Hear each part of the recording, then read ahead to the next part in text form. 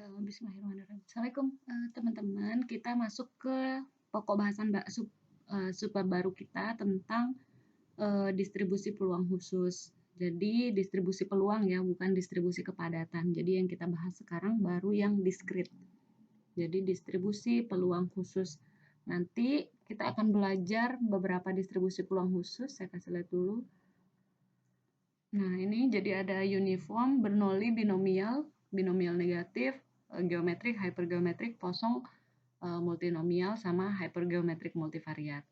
Nanti ada 9 ini, yang 9 ini merupakan distribusi peluang khusus untuk yang diskrit ya. Nanti setelah 9 ini kita udah bisa selesaikan, baru kita masuk ke distribusi kepadatan peluang khusus untuk yang kontinu. Nah, jadi kelihatannya banyak, tapi kita tidak akan bahas terlalu detail, tapi kita akan belajar bagaimana karakteristik dari masing-masing distribusi itu, rata-ratanya gimana, variannya gimana, MGF-nya gimana. Pakai dengan menggunakan perumusan ekspektasi atau yang MGF yang udah kita belajar sebelumnya gitu ya. Nah, jadi yang kita bahas itu adalah distribusi peluang yang paling menonjol aja dalam teori aplikasi statistik gitu ya. Nah, ini ada beberapa istilah, jadi nanti akan muncul istilah parameter. Jadi parameter itu jumlah atau konstanta yang bisa bernilai berbeda dari setiap distribusi. Jadi misalnya nanti parameternya itu bisa momen paling rendah gitu ya. Yang paling umum tuh momen paling rendah bisa mu, bisa sigma kuadrat gitu. Kita bisa dapetin caranya, bisa pakai evaluasinya, ini bisa pakai ekspektasi yang kemarin kita udah pelajarin, atau bisa pakai teori MGF gitu ya. Oke, nah setiap variabel acak diskrit, kalau dia udah variabel acak, berarti pasti akan memiliki distribusi peluang gitu kan ya. Nah, setiap distribusi peluang itu pasti akan punya karakteristik. Nah, karakteristik yang kita bahas nanti itu adalah rata-rata, variansi, dan moment generating function atau fungsi pembangkit momen gitu ya. Jadi nanti dari si 9 variabel distribusi ini kita akan belajar karakteristiknya, terus kita cari ekspektasi X-nya, ekspektasi X min mu alias variansnya gitu, X min mu kuadrat gitu, dan seterusnya. Oke. Sekarang kita lihat yang pertama, kita masuk ke distribusi seragam diskrit atau uniform ya, distribusi uniform atau seragam. Kenapa di sini ada kata diskrit? Nanti akan ada juga soalnya distribusi uniform yang kontinu ya.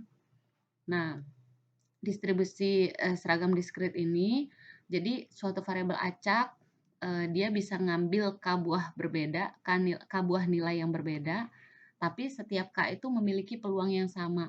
Nah, kalau kasusnya kayak gini, maka dia memiliki distribusi uniform atau seragam gitu ya. Nah,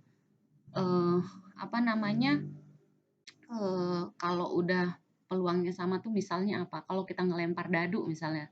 Dadu itu kan kita punya 6 buah kemungkinan di mana masing-masing peluangnya itu 1/6. Nah, ini distribusinya uniform gitu. Dengan syarat asumsi dadunya tidak diberi pemberat pada sisi manapun gitu ya.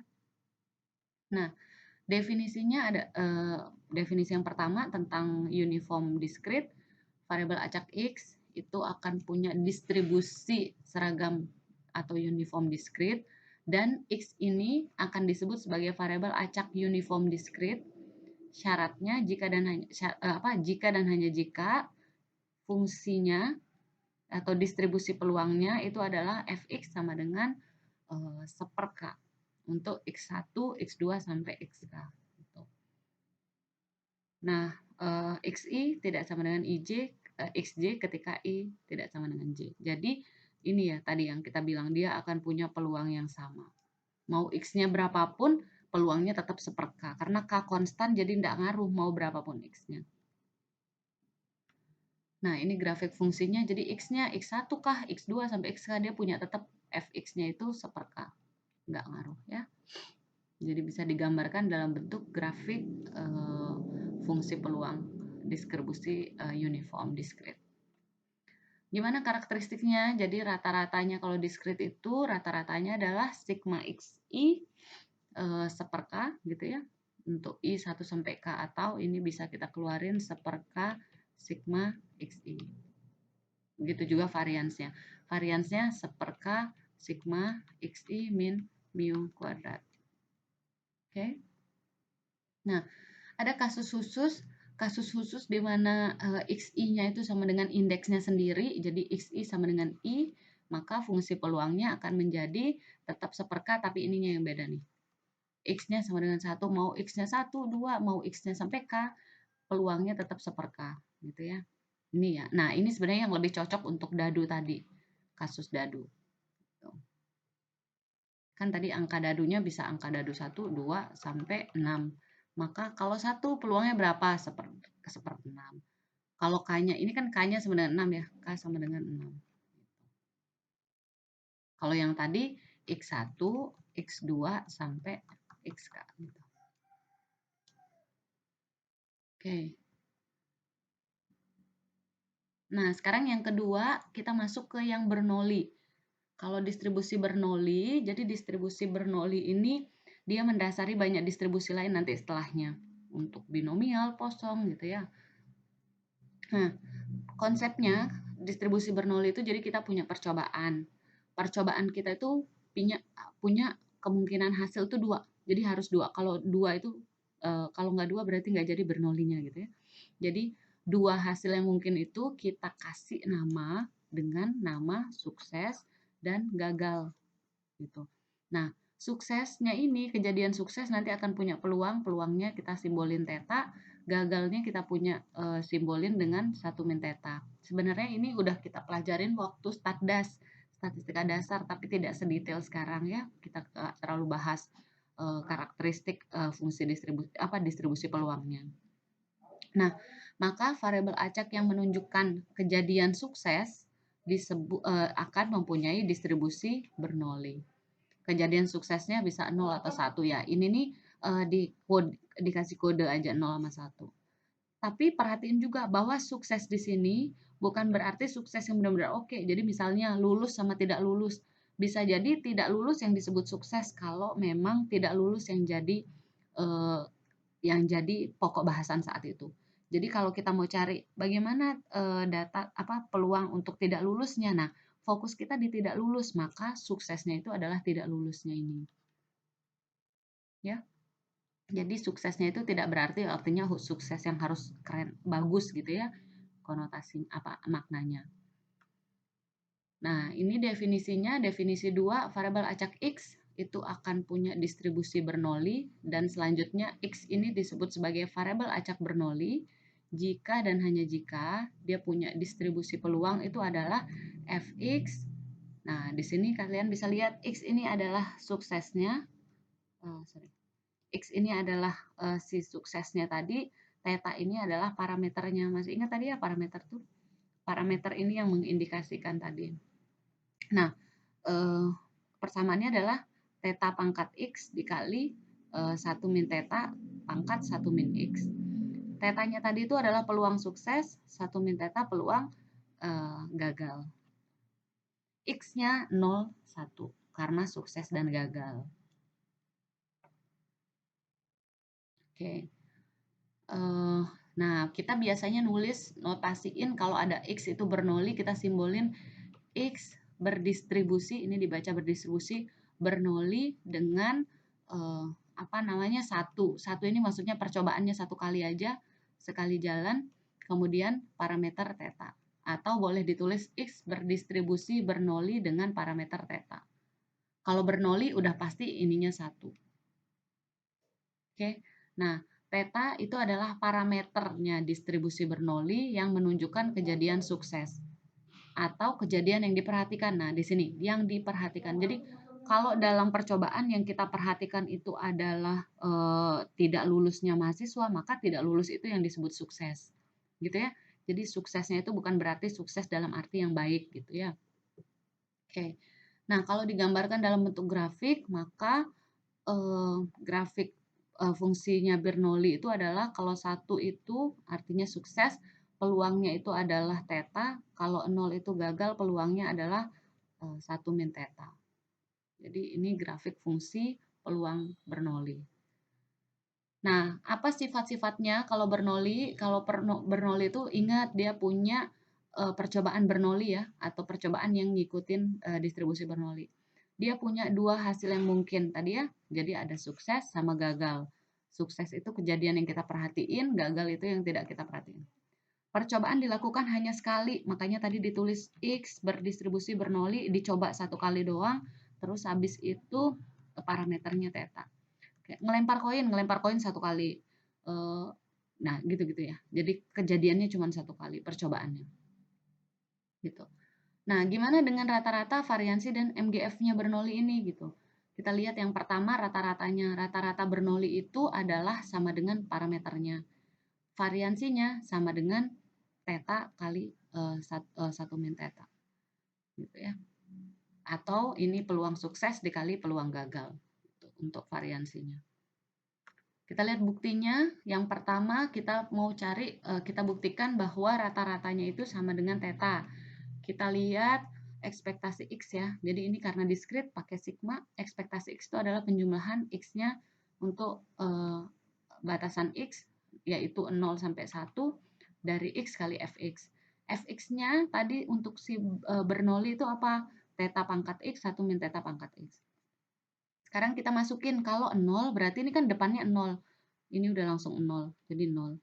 Kalau 1 berarti 1 kali theta pangkat 1, 1 min theta pangkat 1 min 1.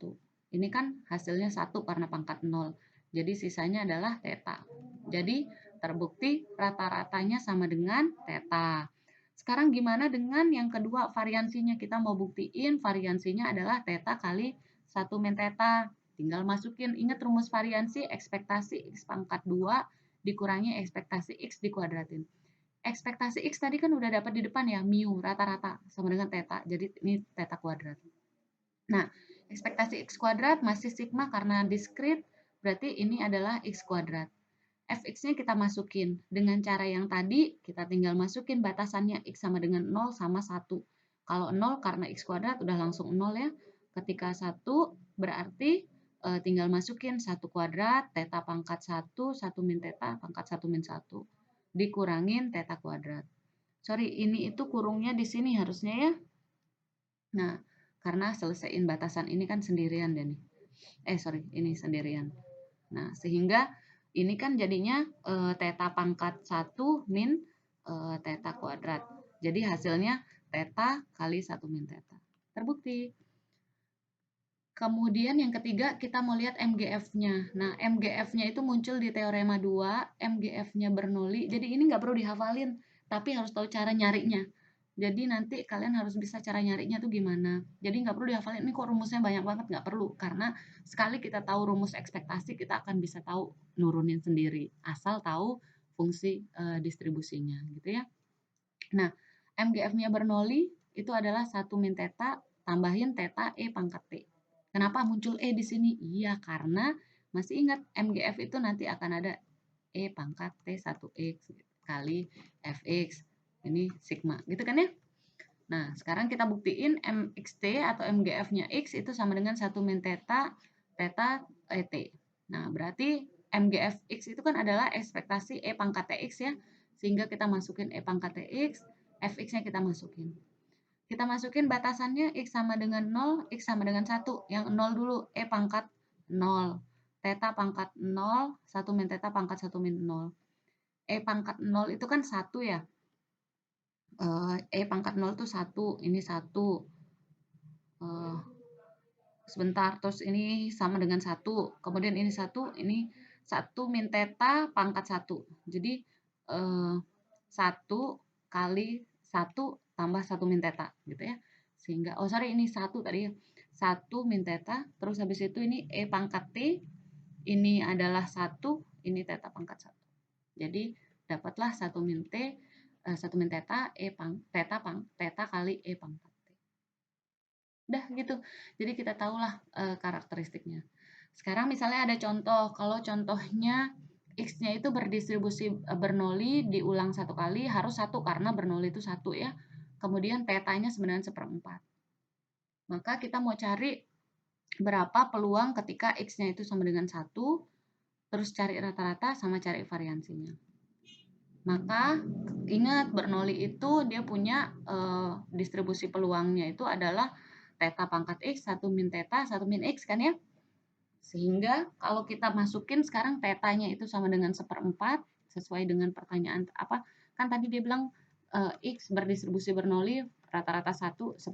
Jadi ini kan tetanya sama dengan 1/4 gitu ya. Nah, kalau kita ditanya fx sama dengan 1, berarti kan di sini kita akan ganti x-nya sama dengan 1, tetanya sama dengan 1/4. Sehingga dapatlah ini kan f1 titik koma 1/4. Artinya x-nya 1, x-nya 1.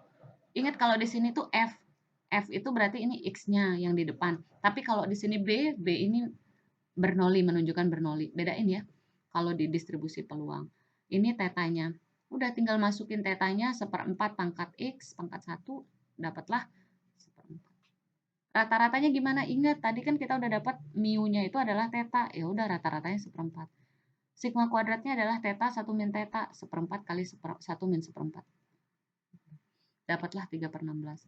Boleh nggak langsung masukin gini? Boleh kalau ingat. Tapi kalau nggak ingat ya udah tinggal turunin mu sama dengan ekspektasi X dan seterusnya sampai dapat theta. Oh, ternyata theta jadi 1/4 gitu. Oke. Nanti kita akan lanjut di distribusi binomial di video selanjutnya. Semangat!